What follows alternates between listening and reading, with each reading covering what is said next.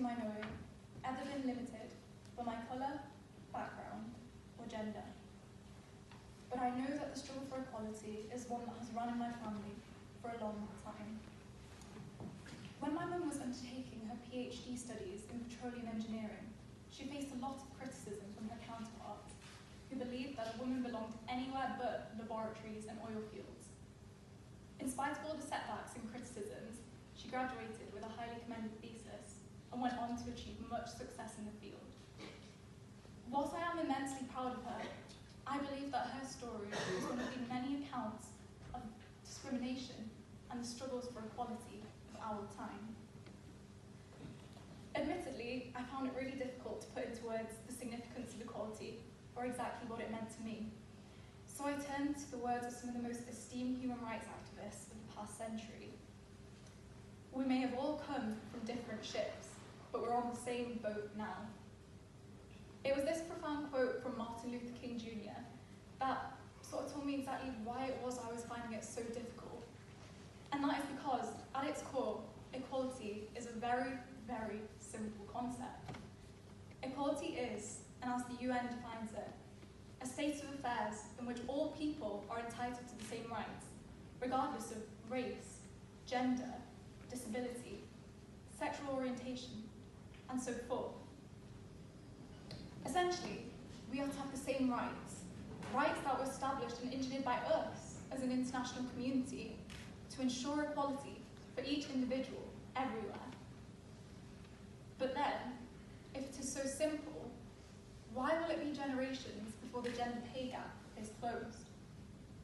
If it is so simple, why are black men in America disproportionately affected by police brutality? If it is so simple, why are Chinese Muslims being held in so-called vocational schools in Xinjiang? I believe this rests firmly with us.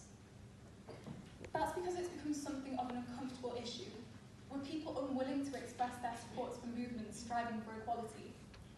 For me, Me Too and Time's Up are examples of two brilliant movements, both with the aims of tackling sexual assault and harassment head-on. I've observed the sheer momentum these two movements have gained, as awe-inspiring men and women alike have come forward to share their accounts of sexual harassment, but equally to contribute to frameworks that create safety and equity in the workplace.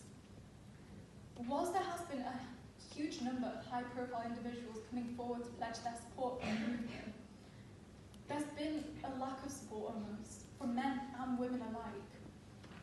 How are we supposed to shift this narrative around consent if some people feel as if they have no seat at the table when it comes to discussing the matter, and others are too afraid to take their own seat? Emma Watson identified so correctly in her UN address that feminism is almost synonymous with man-hating, and by the same measure, I think equality is being seen less and less as upholding and protecting the rights of the oppressed, but rather as an act of hostility or aggression towards those that are perceived as the aggressors. Instead, it is about protecting the rights of each individual, prompting conversations between parties so they can look one another in the eye and look upon each other as equals. Whilst we still have far to go, we've made many strides towards equality. From the legalization of same-sex marriage in 28 countries, the passing of the Civil Rights Act in America in 1964, outlawing all forms of discrimination, and an increased representation of women in governments and the UN alike. But how do we keep pressing forward for change? What I do know is indifference will elicit no response. Indifference is not a beginning, but rather an end. Too often we think that if certain issues don't affect us or involve us in any way, then there is no need for us to be involved. For me, that is every reason to be involved. We can be a voice for the voiceless, or another valued voice to many that just yet aren't loud enough to be heard. Delegates, I'm certain for you this goes without saying, but whether or not you feel as if your rights have been infringed upon, the struggle for equality is our fight.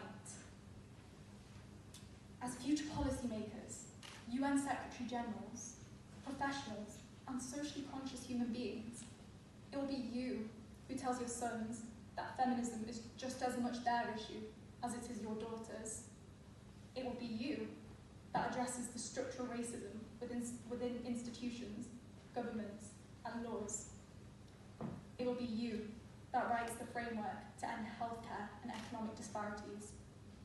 So delegates, I urge you today, think about the people that you speak about as more than just statistics on a page. Submit resolutions with the potential to drive actual, real change, and debate as if someone's rights depend on it, because one day they actually will. Thank you very much.